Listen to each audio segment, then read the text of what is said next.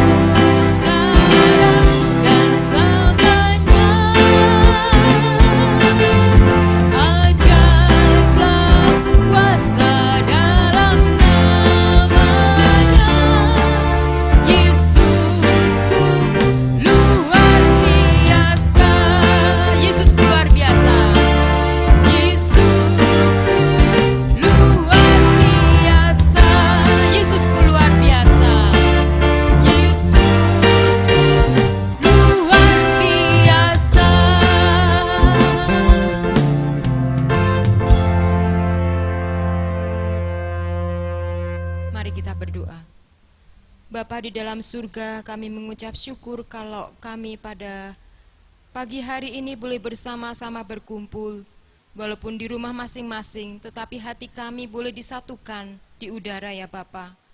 Kami mengucap syukur untuk kesehatan kami. Dan pada kesempatan hari ini Tuhan, kami boleh mengatakan bahwa Engkau baik bagi kami. Itu adalah merupakan suatu anugerah. Engkau memberikan kekuatan kepada kami, dan kami boleh merasakan akan kebaikan Tuhan. Tuhan, kami serahkan untuk ibadah raya pada pagi hari ini dalam tangan-Mu. Biarlah Engkau yang akan beracara, untuk hamba-Mu yang akan menyampaikan firman-Mu, Tuhan urapi. Juga biarlah puji-pujian yang kami nyanyikan boleh menjadi persembahan yang harum di hadapan-Mu. Terima kasih Tuhan, di dalam nama Tuhan Yesus Kristus kami berdoa dan mengucap syukur. Amin.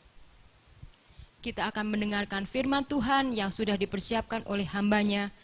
Katakan bahwa firman-Mu adalah pelita bagi kaki kita dan suluh bagi jalan kita.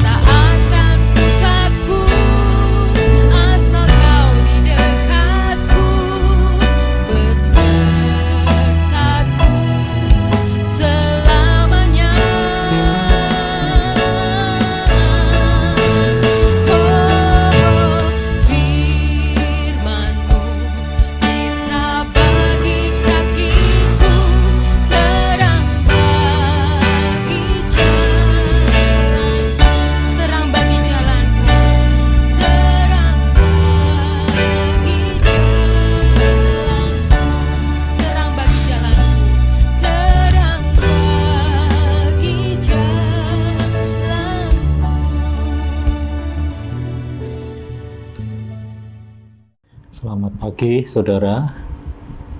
Selamat beribadah di rumah masing-masing. Kita memasuki minggu yang kedua di bulan Mei ini, dan kita tahu bahwa bulan Mei adalah bulan misi dari Sinode GKMI. Tema kita pada pagi hari ini adalah Gereja dan Misi, secara khusus di dalam subtema apakah engkau mengasihi aku? Tanya Tuhan Yesus kepada Petrus. Saya hendak membacakan di dalam Yohanes pasal yang ke-21 ayat 15 sampai dengan ayat seterusnya. Yohanes pasal 21 ayat yang ke-15 sampai seterusnya. Gembalakanlah domba-dombaku. Sesudah sarapan, Yesus berkata kepada Simon Petrus, "Simon, anak Yohanes, apakah engkau mengasihi aku lebih daripada mereka itu?" Jawab Petrus kepadanya, "Benar Tuhan, engkau tahu bahwa aku mengasihi engkau." Kata Yesus kepadanya, "Gembalakanlah domba-dombaku." Kata Yesus pula kepadanya untuk kedua kalinya, "Simon, anak Yohanes, apakah engkau mengasihi aku?" Jawab Petrus kepadanya, "Benar Tuhan, engkau tahu bahwa aku mengasihi engkau." Kata Yesus kepadanya, "Gembalakanlah domba-dombaku." Kata Yesus kepadanya untuk ketiga kalinya, "Simon, anak Yohanes, apakah engkau mengasihi aku?" Maka sedih hati Petrus karena Yesus bertanya kepadanya, "Apakah engkau mengasihi aku?" untuk yang ketiga kalinya. Jawab Petrus, "Ya Tuhan, aku mengasihi engkau lebih dari semuanya itu." Kata Yesus padanya, "Gembalakanlah domba-dombaku." Amin. Saudaraku yang dikasihi Tuhan, di dalam merenungkan tentang bulan misi, pada minggu kedua ini, kita akan belajar tentang Missio Dei, misi Allah. Jadi pernyataan Petrus bahwa Yesus adalah Mesias atau penyelamat atau Allah atau firman Allah yang hidup, pernyataan itulah yang dipakai sebagai fondasi yang kokoh untuk Tuhan mendirikan gerejanya di muka bumi ini. Maka Yesus pernah berkata, "Engkau adalah Petrus," yaitu batu karang, "dan di atas pernyataan pengakuanmu itu akan kudirikan gerejaku," kata Yesus. Saudaraku yang dikasihi Tuhan, Yesus sadar ya, Tuhan Yesus sadar meski Allah maut tidak bisa menguasai gereja, tetapi gereja masih tinggal di dunia ini. Untuk itulah gereja Tuhan membutuhkan para hamba-hamba yang dipanggil dan yang terpanggil untuk membimbing, mengajar, menegur, dan juga memelihara umat. Pertanyaannya yang sangat penting yang diajukan oleh Tuhan Yesus pada hamba-hamba yang terpanggil ini adalah, apakah engkau mengasihi aku, yaitu Yesus, lebih daripada semua hal di dalam kehidupanmu? Saudaraku yang dikasihi Tuhan, pelayanan pada umat, jadi pelayanan terhadap gereja, umat Allah harus diletakkan di atas dasar panggilan, menjawab panggilan di dalam cinta kepada Tuhan dan umatnya. Jadi cinta kepada Yesus adalah fondasi yang pertama dan yang utama di dalam panggilan, pelayanan, pekerjaan gereja. Dan juga mengasihi umat Tuhan.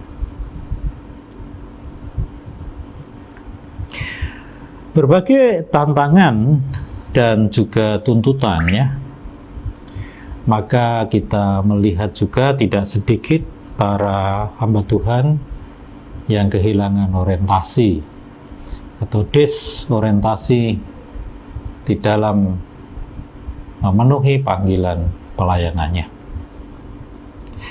Ada yang beralih melayani materi, ada yang beralih melayani kemewahan, kemegahan, ya. Ada yang beralih melayani kekuasaan, bahkan pujian, atau melayani organisasi semata-mata. Saudaraku, gereja akan kehilangan arah karena pengemudi yang tidak baik dan tidak kompeten. Tentunya gereja Tuhan yang dihadirkan di muka bumi ini tidak berhenti pada pemeliharaan umat, tetapi juga memenuhi panggilan untuk menjalankan misi Kristus di dunia ini, yaitu misi penyelamatan manusia, misi penyelamatan bumi dengan segala isinya. Termasuk di dalamnya adalah tatanan kehidupan, termasuk di dalamnya adalah lingkungan, di dalamnya adalah kemiskinan dan sebagainya. Itulah misi Allah di muka bumi ini, penyelamatan dunia dengan segala isinya. Misi Allah inilah yang seringkali disebut dengan istilah missio Dei, ya, missio Dei atau misi Allah, misi kerajaan Allah di muka bumi. Dan missio Dei adalah misi yang utuh, misi yang utuh. Nah, saudara, tidak bisa kita pungkiri, ya, di dalam perkembangan zaman akhir-akhir ini gereja semakin gamang, ya. Gamang itu antara maju tidak, maju tidak, dalam mengerjakan suatu pekerjaan misi terkait dengan berbagai penolakan, kekerasan, ya, tantangan itu, bahkan penganiayaan dan juga pembakaran gereja dan sebagainya. Gereja-gereja menjadi gamang untuk pekerjaan misi. Tetapi juga kita perlu sadari bahwa gereja-gereja Tuhan menyadari gereja tanpa misi akan mati. Karena tanpa misi berarti gereja kehilangan fungsi di dalam menjalankan misi Tuhan di muka bumi ini. Saudaraku, seringkali karena tidak berdaya untuk keluar melakukan pelayanan misi, akhirnya pengembangan ke dalam, pengembangan organisasi, pembangunan sarana dan prasarana, ya. Kemudian pembangunan organisasi dan lain-lainnya, dan juga perayaan-perayaan yang terus-menerus bersifat ke dalam. Seperti nasihat orang bijak, kelebihan energi, kelebihan daya, dana, jika tidak tersalurkan dengan baik, maka akan menimbulkan konflik-konflik yang tidak perlu di dalam gereja. Sehingga tidak heran, saudara, ya, jikalau kita sering melihat, ya, sering muncul perpecahan di dalam gereja. Seringkali terjadi satu tindakan saling menghakimi satu dengan yang lain. Lalu muncul sikap yang arogan rohani, merasa yang paling benar dan sebagainya. Dan arogan terhadap sarana prasarana yang mewah, ya, yang megah dan sebagainya. Dan ironisnya, gereja semakin banyak ditolak di tengah-tengah masyarakat, di sekitarnya, karena tidak berfungsi, karena tidak dirasakan kehadirannya, dan gereja menjadi terasing di tengah-tengah masyarakat sekitarnya.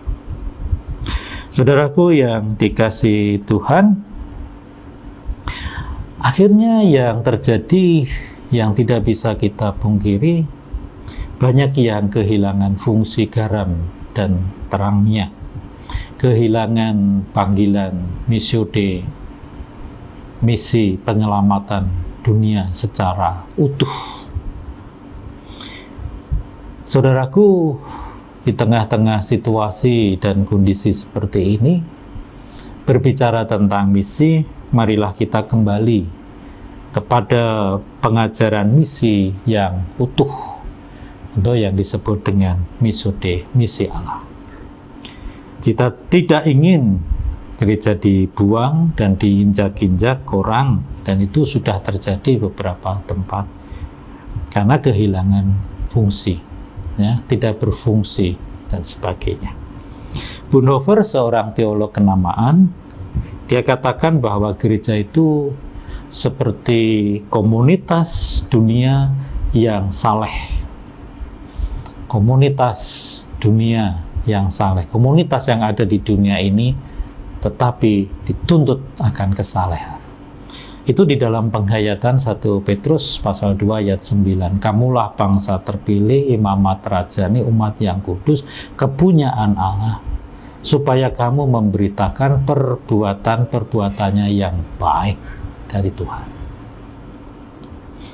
Jadi saudara, gereja adalah teladan, ya, untuk menjawab kebutuhan dan menjawab kebuntuan. Teladan di tengah-tengah dunia masyarakat ini.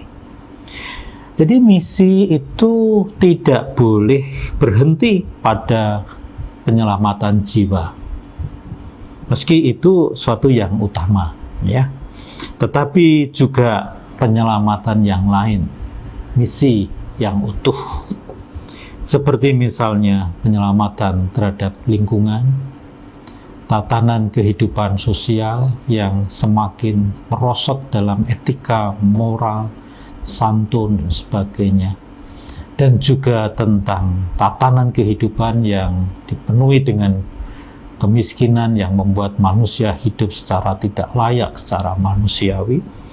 Itu merupakan suatu misi, Missio Dei, misi yang utuh.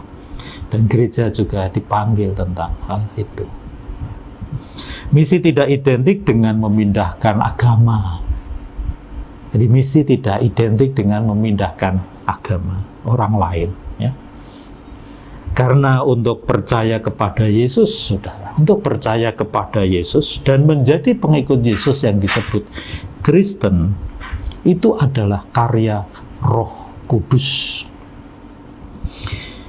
Tanpa Roh Kudus tidak ada seorang pun yang bisa menyebut Yesus itu Tuhan, Juru Selamat.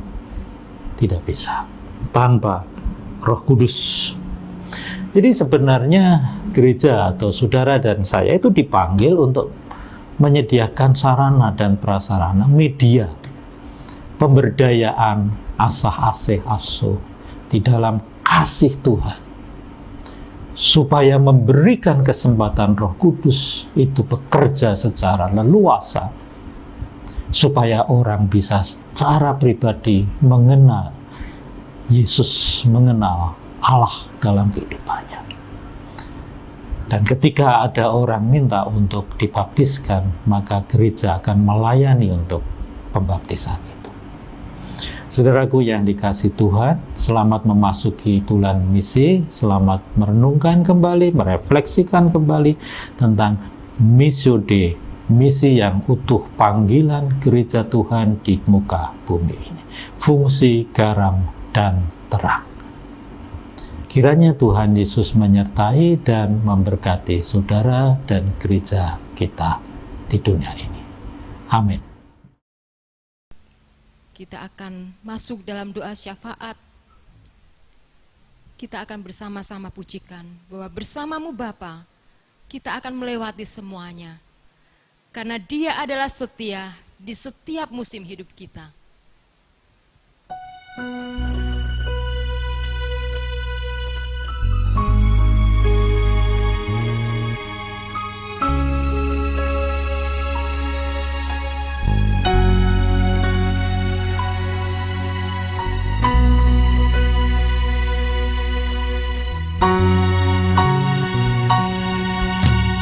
Kau ada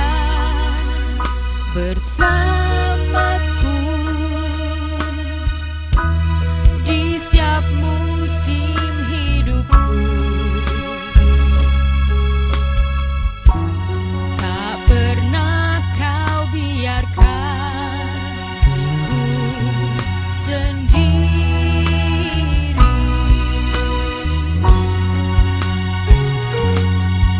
Kekuatan di jiwaku adalah bersamamu. Tak pernah ku ragukan kasih-Mu.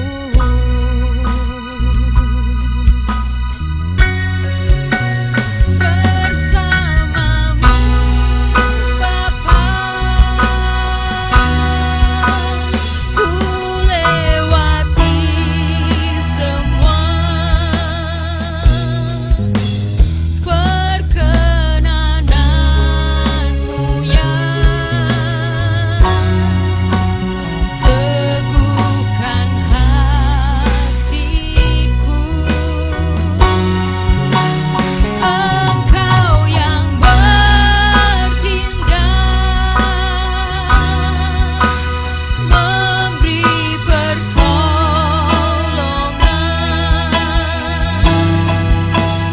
Anugerah-Mu besar melimpah bagiku. Bersamamu Bapa, ku lewati semuanya. Bersamamu Bapa, ku lewati semua perkenanan-Mu yang teguhkan hatiku. Engkau yang bertindak, memberi pertolongan.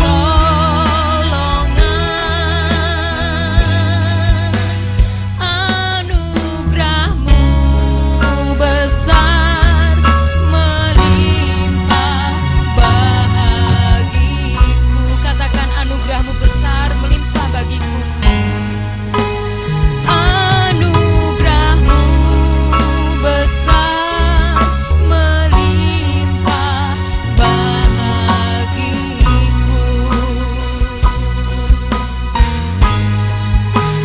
Anugerah-Mu besar melimpah bagiku. Bapa kami yang di surga, kami mengucap syukur untuk setiap penyertaan-Mu dalam kehidupan kami. Kami mengucap syukur untuk setiap berkat-Mu atas hidup kami. Kami mengucap syukur untuk banyak hal yang boleh terjadi dalam kehidupan kami ya Tuhan. Ampuni setiap kesalahan dan dosa-dosa kami. Ampuni setiap pelanggaran kami Tuhan. Tolong Tuhan pimpin, Tuhan berkati hidup kami, supaya kami mampu melakukan setiap perintah-Mu dan ajaran-Mu dalam kehidupan kami. Tolong berkati, pimpin, berikan hikmat, pengertian yang benar yang daripada-Mu, supaya nama-Mu boleh semakin dipermuliakan. Ya Tuhan, pada kesempatan ini kami berdoa untuk bangsa dan negara kami yang saat ini mengalami kondisi sulit.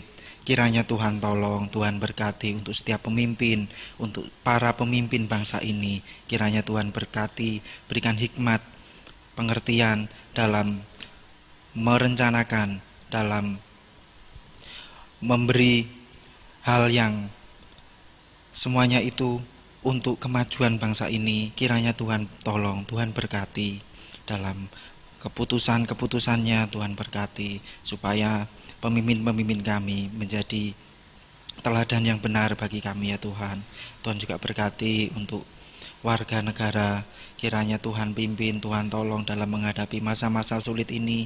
Tuhan berkati untuk setiap usaha pekerjaan, berkati supaya semakin menjadi berkat melalui setiap kehidupan pribadi masing-masing ya Tuhan.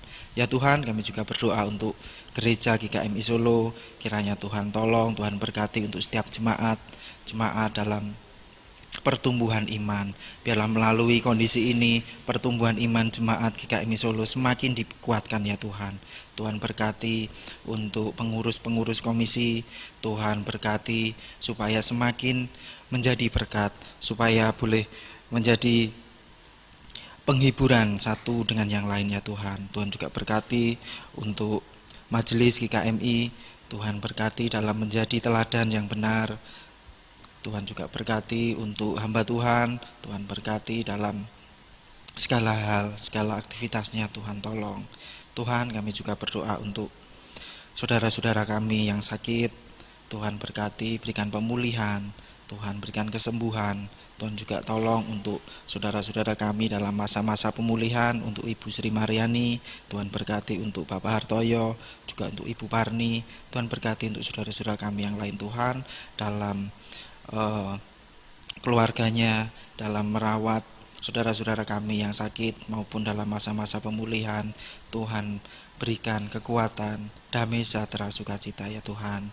Tuhan, kami juga berdoa untuk ibu-ibu yang sedang mengandung, kiranya Tuhan berkati untuk kesehatannya, berkati untuk setiap rencananya, untuk setiap rencana bersalinnya, kiranya Tuhan tolong, Tuhan berkati untuk kelancarannya, cukupkan untuk setiap kebutuhannya ya Tuhan. Tuhan juga berkati untuk keluarga-keluarga yang merindukan seorang anak, kiranya Tuhan persiapkan setiap mereka, Tuhan pimpin, Tuhan berkati. Ya Tuhan, kami juga berdoa untuk saudara-saudara kami yang undur iman, kiranya Tuhan berkenan menolong dan memberkati, mengetuk pintu hatinya supaya kembali kepada jalan-Mu, supaya boleh bersama-sama hadir melalui setiap hubungan yang intim dengan-Mu ya Tuhan. Tuhan berkati untuk saudara-saudara kami, Tuhan tolong untuk setiap usaha pekerjaan, untuk kehidupan keluarga, Tuhan berkati. Ya Tuhan, kami mau serahkan untuk setiap rangkaian kehidupan kami, untuk setiap seru dan doa kami dalam tangan kuasa-Mu. Bapa kami yang di surga, dikuduskanlah nama-Mu, datanglah kerajaan-Mu, jadilah kehendak-Mu, di bumi seperti di surga. Berikanlah kami pada hari ini makanan kami yang secukupnya, dan ampunilah kami atas kesalahan kami, seperti kami juga mengampuni orang yang bersalah kepada kami. Dan janganlah membawa kami ke dalam pencobaan, tetapi lepaskanlah kami daripada yang jahat. Karena Engkau-lah yang mempunyai kerajaan, dan kuasa, dan kemuliaan sampai selama-lamanya. Amin.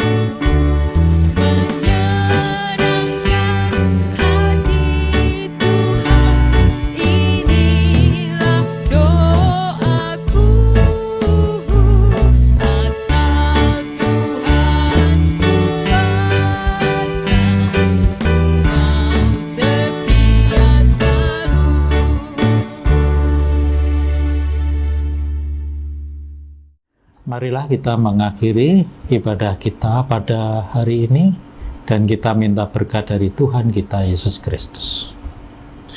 Kiranya kasih karunia, rahmat dan damai sejahtera dari Allah Bapa, Putra, dan Roh Kudus senantiasa menyertai, memberkati saudara, keluarga saudara, pekerjaan saudara, dan melindungi saudara semua dari berbagai macam sakit penyakit, secara khusus adalah serangan dari virus corona ini. Tuhan Yesus memberkati kita semua. Amin.